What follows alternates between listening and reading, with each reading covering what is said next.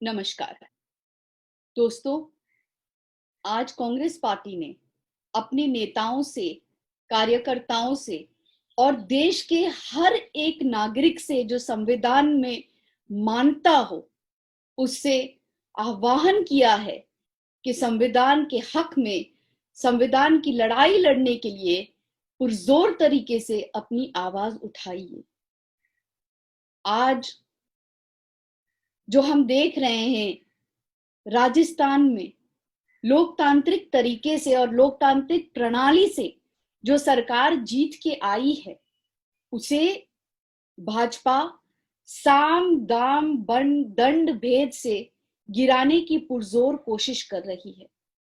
ऐसे वक्त में जब हम एक तरफ महामारी से लड़ रहे हैं और दूसरी तरफ चाइना हम पर धावा बोल रहा है, तब हमारे बॉर्डर्स पे जब वो अंदर घुसने की कोशिश कर रहा है कई ओर से, या कहीं कहीं पर घुस भी चुका है, और फिर उनको आंखें दिखाने की बजाय हम अपनी ही चुनी हुई सरकारों को, जिनको अब इस काल में महामारी के दौर में ऑपोजिशन की सरकारों को जब लोगों के लिए काम करना है और काम करने देना चाहिए प्रधानमंत्री को, तब उस घड़ी में, उस मौके पर ऐसे तरीके से सारे तंत्र यूज किए जा रहे हैं जिससे सरकार को गिराने में कोई भी कसर ना छोड़ी जाए।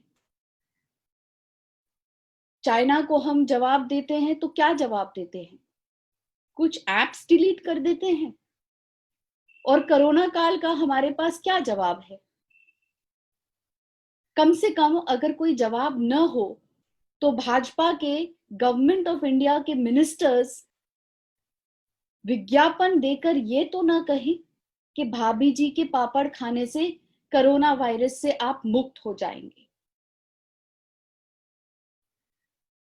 मैं सरकार से हाथ जोड़कर विनती करती हूँ कि हमारे संविधान से छेड़छाड़ ना करें।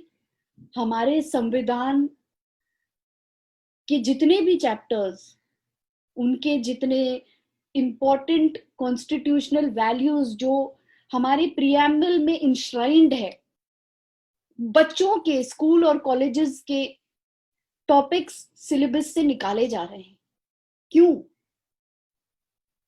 जो डेमोक्रेटिकली खड़े किए गए फाउंडेशंस थे, उनको आज खत्म किया जा रहा है। एक कवायद चल रही है वन नेशन वन रिलीजन की, या हिंदू राष्ट्र बनाने की। मैं निवेदन करती हूं कि यही संविधान है जिसकी शपथ लेके ये सारे मिनिस्टर्स, गवर्नमेंट ऑफ इंडिया और जितनी भी गवर्नमेंट्स आई हैं, इस संविधान की शपथ लेके आई हैं। तो इसे अपहोल्ड करना ये आपका सर्वश्रेष्ठ धर्म बनता है।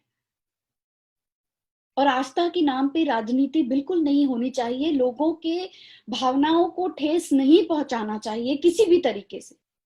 प्रधानमंत्री का पद बहुत ऊंचा होता है और पूरे देश में, विश्व भर में हिंदुस्तान जाना जाता है वासुदेव कुटुंबकम, सर्वधर्म संभाव, सबका साथ सबका विकास इन द ट्रू सेंस।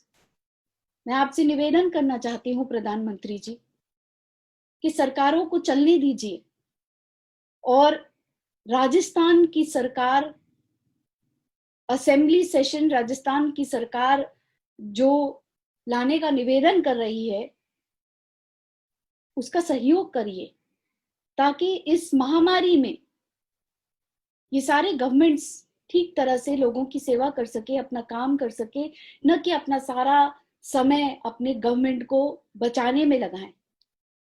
आपने कोई भी ऐसा तंत्र नहीं है जो छोड़ा है। इनके पीछे सारे ऐसे तंत्र सरकार के, सेंट्रल गवर्नमेंट के, सीबीआई, ईडी, ये सारे लगा दिए गए। क्यों? क्या ये घड़ी नहीं है जब हमें सब महामारी से लड़ने में और इसे खत्म करने में अपना वक्त लगाना चाहिए? लेकिन सबसे बड़ा दायित्व ये देश जो गांधी जी का देश है, जो अंबेडकर जी का देश है, जो आपका हमारा देश है, जिसकी मजबूती उसकी एकता और विभिन्नता में है पूरे विश्व भर में, उसे हमें कायम रखना चाहिए। मेरी एक बार फिर से आपसे विनती है कि महामारी बढ़ती जा रही है, कृपया करके अपने मिनिस्टर्स से कहिएगा कि लोगों को या उनका ध्यान भटकाने के लिए ये भाभी जी के पापड़ का नुस्खा न दीजिएगा और संविधान से छेड़छाड़ मत कीजिएगा। धन्यवाद।